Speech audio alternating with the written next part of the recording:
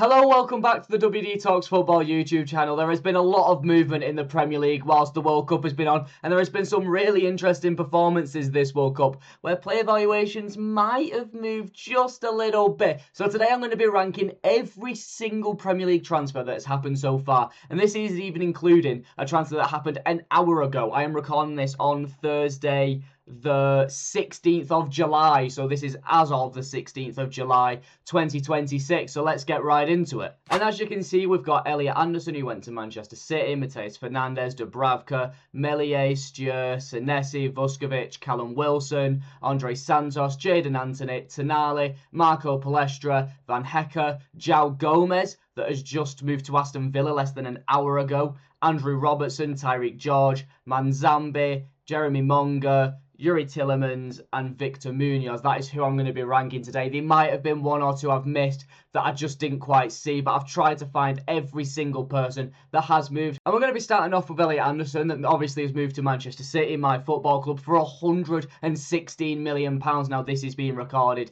the day after England have just been knocked out of the World Cup in the semi-finals against Argentina, which was really, really frustrating, but we're not going to get into that in this video. But Elliot Anderson was absolutely fantastic last night. He's been fantastic the whole of the World Cup, to be completely honest. I think he really has shown that he is worth £116 million, to be completely honest.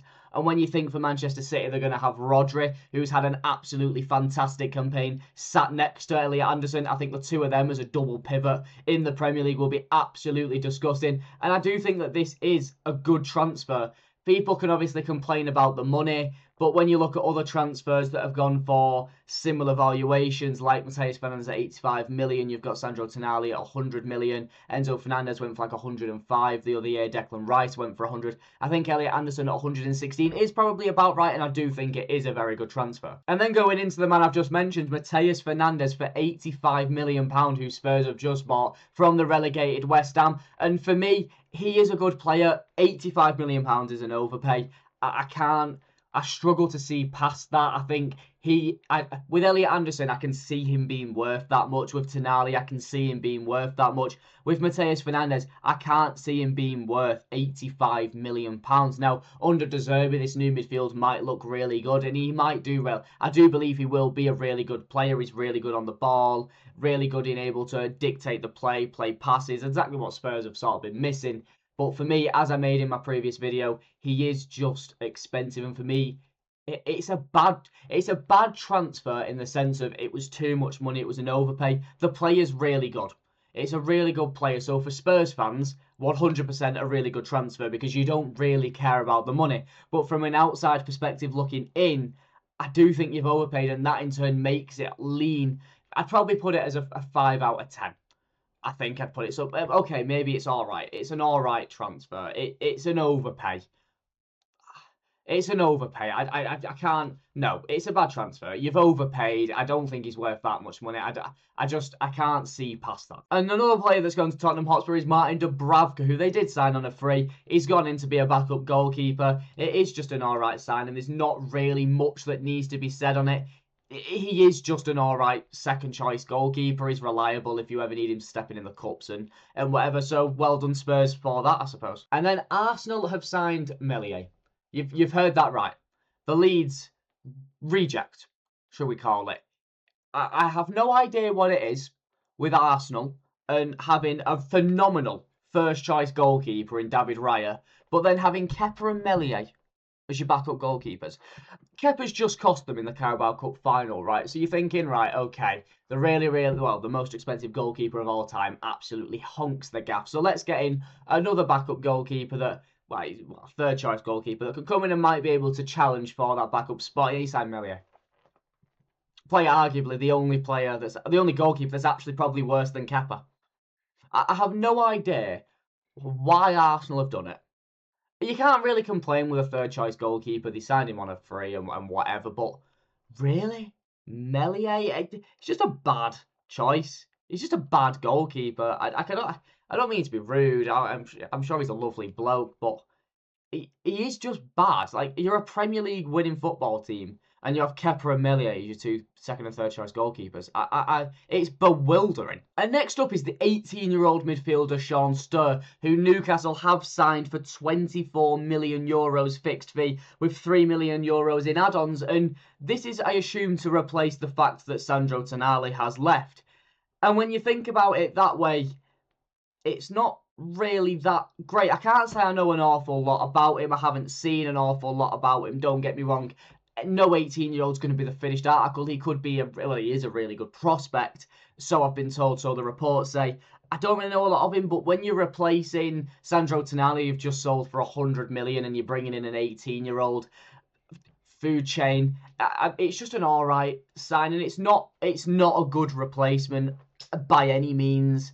It might grow into being a really good replacement, don't get me wrong, but right now it isn't a really good replacement. Newcastle get worse because of this transfer, don't get me wrong. When you're losing a £100 million midfielder, you are naturally going to get worse, but I don't think that is the correct move in bringing in a backup. And to be honest, the moves that Newcastle have been making, and we're going to talk about this later on in the video.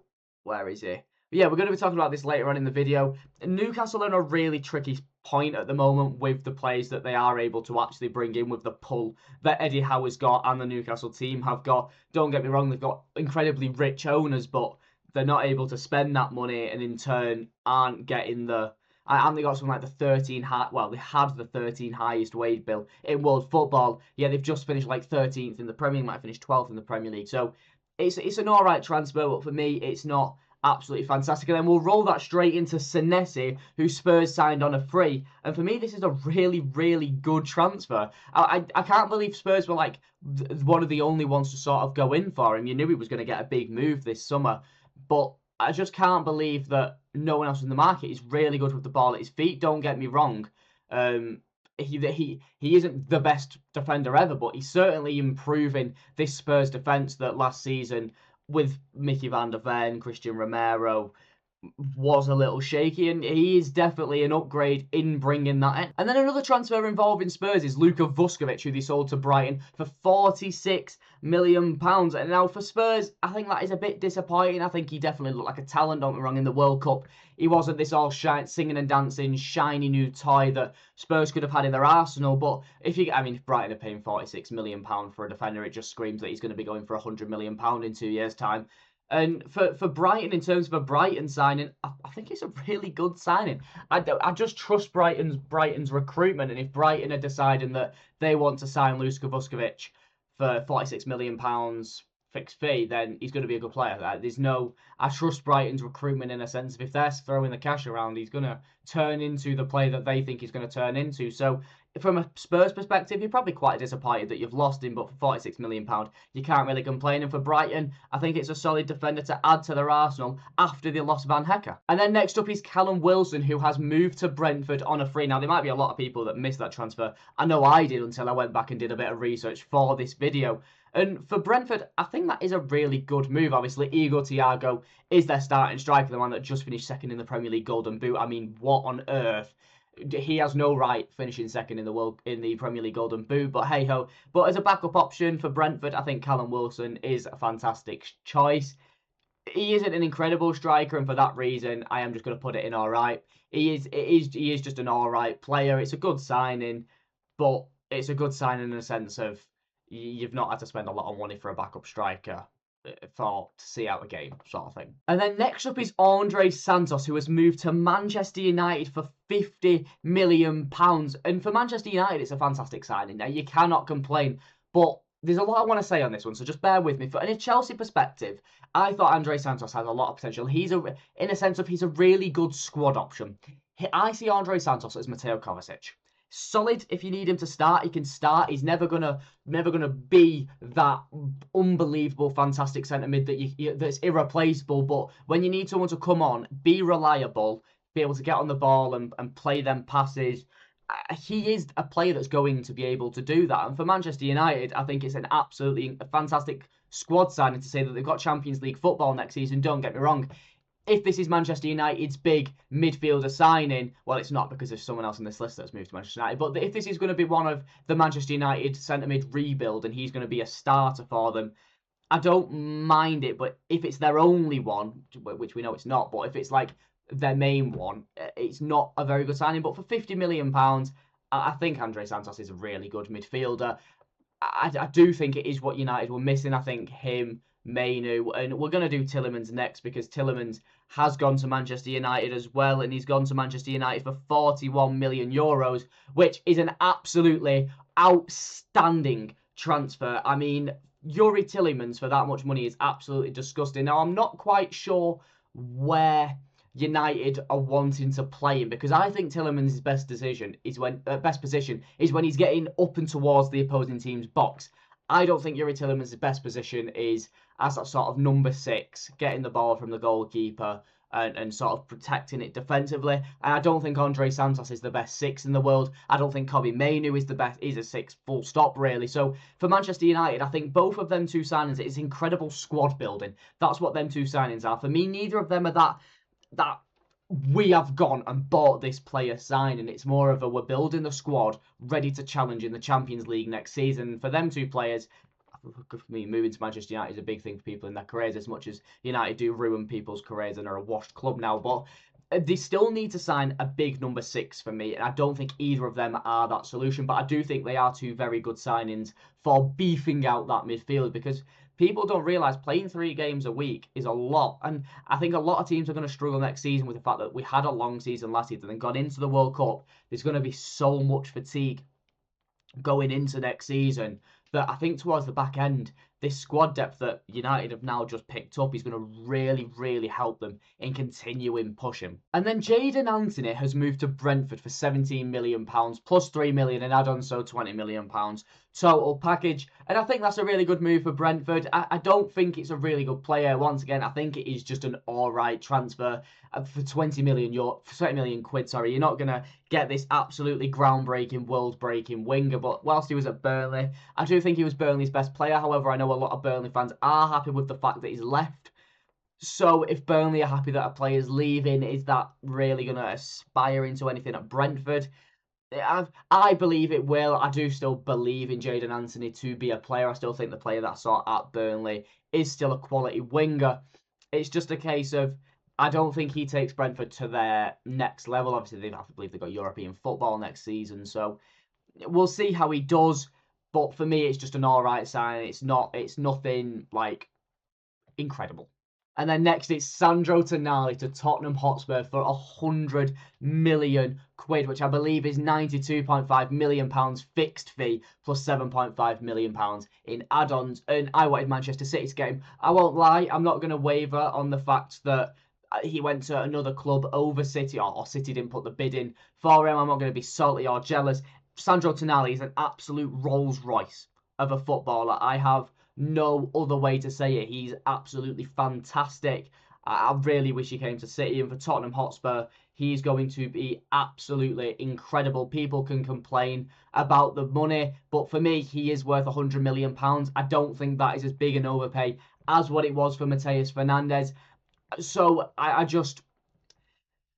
understand why people might not be happy, and Matteas Fernandez probably should be in alright, to be honest. The overpay wasn't that dramatic. I think he's probably worth about 60 million. But for Sandro Tonali, he is absolutely incredible. A Rolls-Royce player, an incredible dictator in a sense of being able to dictate the play on the pitch. Not that he's a political, but anyway, you know what I mean. But yeah, I'm really happy with him in good, and to be honest, he's definitely going to be competing for the best transfer of this summer so far. And next up is Marco Pester, who's gone to Chelsea for £47 million, which I believe is £43 million fixed fee, plus £4 million in add-ons.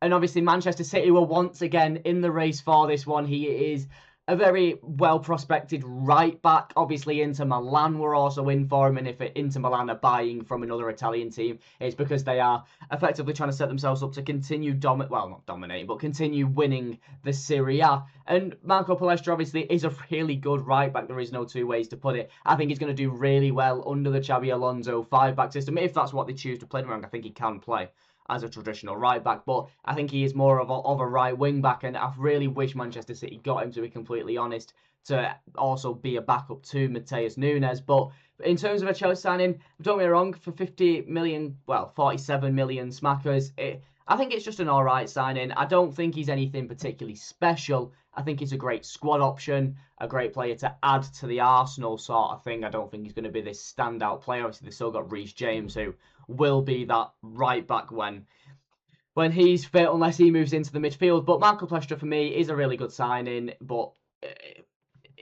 it's just all right, if you know what I mean. I know that completely contradicts itself, but I hope you know what I mean. And then next up is Van Hecke, who Spurs signed for £52 million. But when you consider the fact they sold Vuskovic for around 50 million quid and all, they've effectively bought Van Hecke for £2 million, which is absolutely fantastic. And when you think about it from a Brighton perspective, they've just sold him for 52 million quid. They bought him for 1.8 million 5 years ago, well, 6 years ago. Yeah, that's mental. Like when you actually think of that, that's absolutely bananas that they've flipped that much money. And granted, it's a fairly long time, but when you're making 50 million, you're actually making £10 million a year on him, plus all the football that he's played for them. But anyway, apart from that, Van Hecke's a fantastic player. I really did think it was his time for getting that move to one of the big clubs, which Spurs obviously are. They are part of the Big Six, which as much as Aston Villa and Newcastle might not like, they are part of the cartel, and that's just the way it is. And for me, Van Hecke is a good signing. I really do. I think Van Hecke and Senesi is upgrading from what their defence was last season. Obviously, with Romero, I imagine, being set to leave, and Mickey van der Ven potentially moving to left back. I think Van Hecke's an incredible signing. Don't get me wrong, the price tag, it isn't cheap. He does have to come in and perform. I mean, £52 million is a lot of money for a player that you would have thought the fact he's been in the Premier League, it is sort of a guarantee. He's sort of a plug and play, come in and get the job done sort of player. But I think it's just a good move for Spurs. And next up is João Gomes, who Aston Villa have just signed for €40 million plus €5 million in add-ons, and I did not expect this to happen full stop. As I say, this has literally happened within the past hour and a half at the time of recording. And for Aston Villa, I think it's a really good move. I was impressed with him at Wolves last season. Don't get me wrong, that Wolves team was one of the worst Premier League teams we have actually ever seen, but I think him and Andrey in that midfield were quite good for them last season, obviously. They have to now replace Youri Tielemans that has just left them. I think it's Andrey Onana, has just been injured to torn his ACL, so he's out for like 7 to 8 months. So they definitely need depth in midfield now. They've also signed someone else that we will get onto later in this video. But for me, João Gomes, it is just an alright signing. He's nothing to scream and shout about. He's going to be a player that comes in, does the nitty-gritty, gets the job done, keeps the squad ticking, but he's not one of them standout players that you see sort of every single week making the headlines for being just absolutely outstanding, completely dictating the play, this, that, and the other.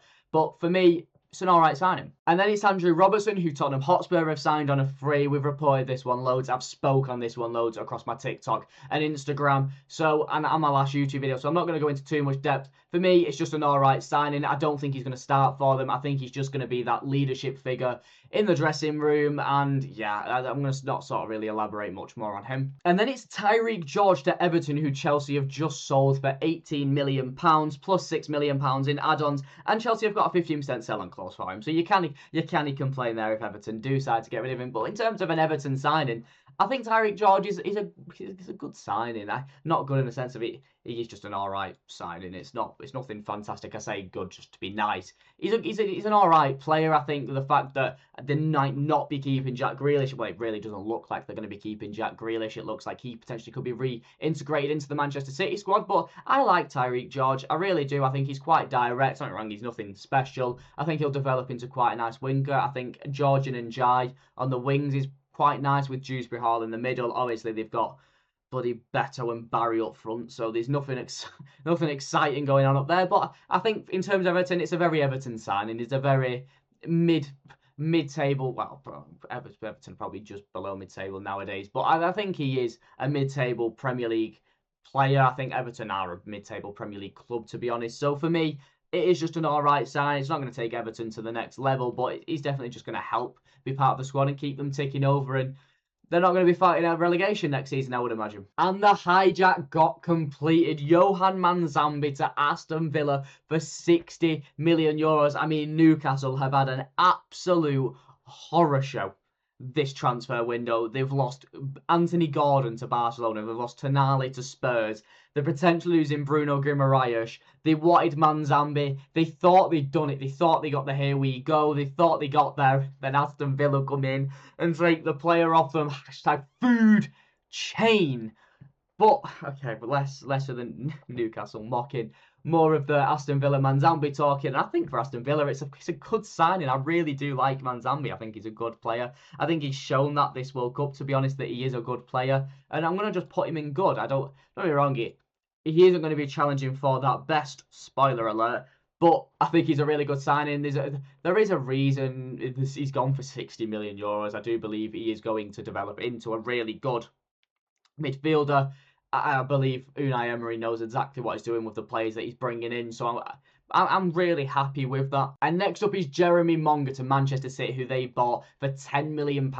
And this is like an academy potential loan out straight away, sort of move where might not see him feature a lot for the first team. So when you're paying £10 million for an academy graduate, I don't really think you can put that in anything other than bad until that sort of comes to fruition. Don't get me wrong, £10 million for Jeremy Monger, I believe, will be more than worth it. I believe he's going to be a starter for Manchester City in the coming years, and I think he's going to be an absolute incredible winger. But right now, you spent £10 million on someone that isn't going to be starting for you.